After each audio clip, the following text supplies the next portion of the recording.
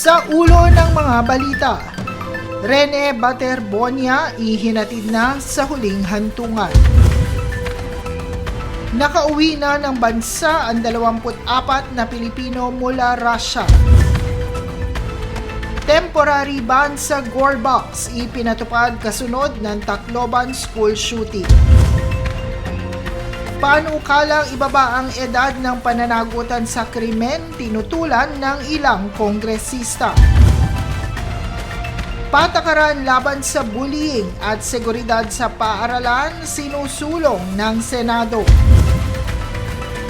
Ube farmers sa Visayas sinuportahan ng DA kasunod ng popularidad ng ube sa lokal at pandaigdigang merkado.